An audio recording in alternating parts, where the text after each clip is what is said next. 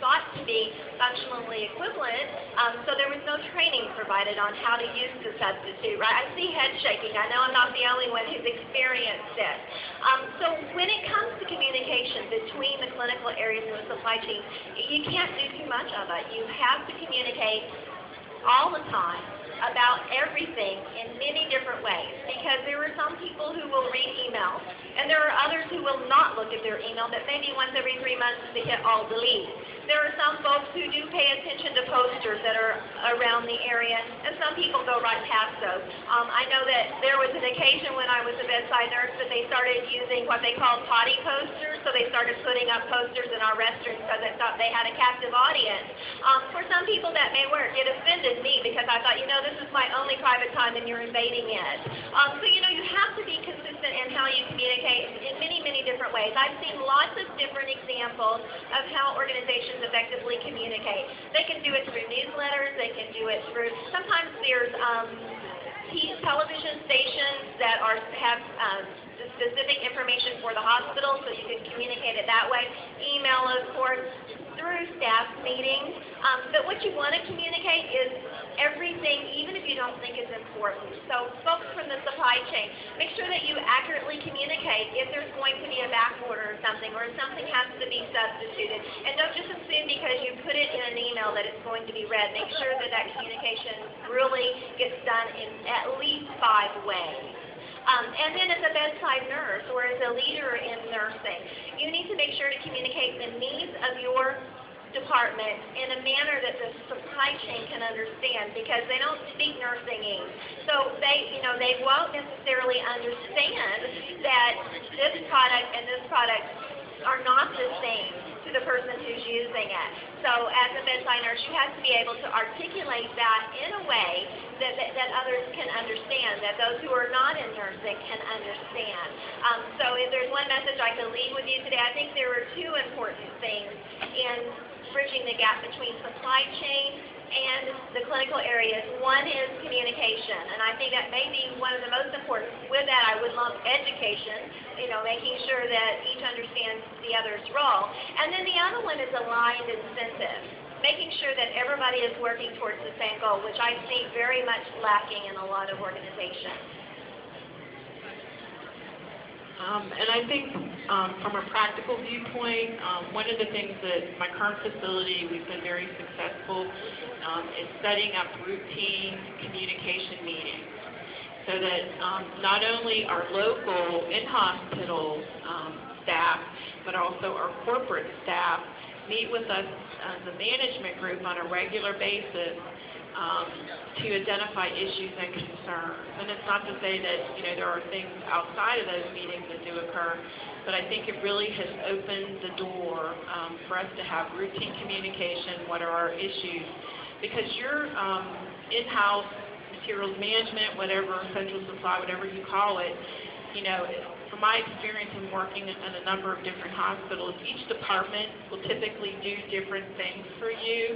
It's just not the materials management piece, but sometimes they will, through the years, they've had added responsibilities to help nursing. And so it's important as we move along, some of those things will be taken away, but then, the materials management and your central supply department and nursing really need to work together to say, well, what's the best process to do this? And like, for instance, we recently went to a different isolation cart to hang over the door, and previously our materials department, when we discharged a patient, we would put it in our dirty utility room, they would come pick it up, they would clean it, they would restock it, and so it was readily available. Well, as every hospital has dealt with, we had some cutbacks in that department. They could no longer do that for us. So we had to work together to redefine that process and how it was going to work so that we could still have them available and clean for our patients. So I think that that's what, when you talk about communication, as things morph and change in your organization, you do have to work together to still have the processes in place to support patient care.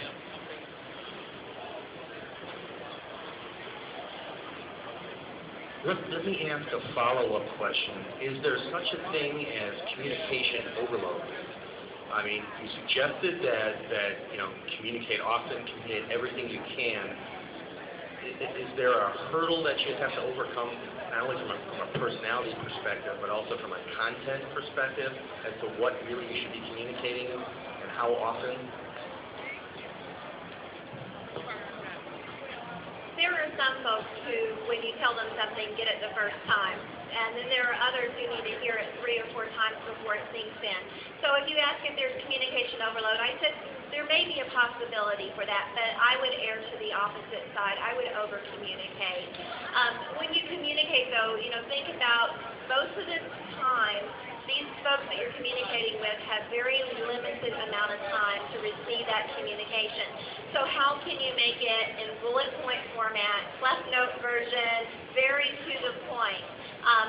It's great. I like what you said, Lisa, about having set times for communication, because if that's your culture within your organization, then that's a lot easier for you to communicate the information that you have to deliver.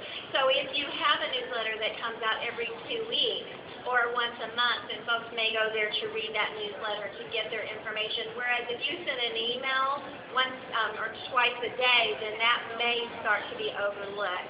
And the other thing that you have to do is make sure that there's an avenue for communication back to the materials department. A couple of things that we've suggested in organizations that have worked really well. Number one is to set up an email box. So the email box may be, just supply chain or whatever you want to name it. But this is a place where if a bedside nurse has an issue with a product, or they're out of a product consistently, or they have any ideas for new products that need to be brought into the organization, that they can communicate that. Or if they know you're working on a particular project and they're not able to participate in the project, at least they can get information to you that may be vital in selecting a product for their area. So the email box works great. Some organizations' culture, though, is not that everyone has access to email. So another alternative is to set up what would be called like a product hotline, and that is just an internal voicemail box that is then managed by someone in the materials management area.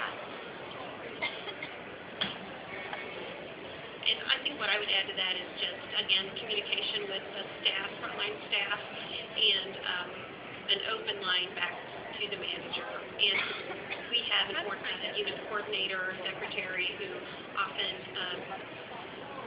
is a liaison in that and communicating back and forth with the supply chain. But, often as your patient population changes over a week or a month, then, you need to then go back and evaluate, is this a today problem, or is this something that's going to continue to occur, and maybe we need to, change the structure or the amount volume that we're receiving and try to eliminate that in the future. And I think, again, maybe not communication overload, but for me, staff really need to know why it's happening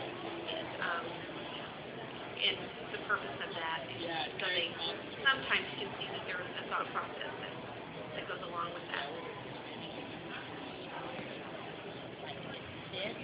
From my experience, I don't think we can communicate enough. I think at the staff level, as a manager or nursing administrator, I get emails all the time about product changes, things are on back order. It's getting this down to the staff level, and those of you who are staff, you have to depend on your unit manager to develop their strategies for how they're going to get that to you at that level.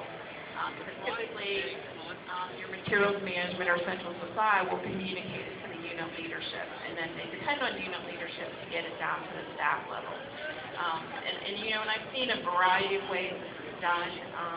But typically, like right now, as I was telling Carol, is that the organization I'm in right now, they have across the health system a value analysis team for critical care. And we actually have a staff nurse in our critical care unit who sits on that committee, and she religiously attends. She wants her voice to the table. And we recently went to a standard conversion for our health system.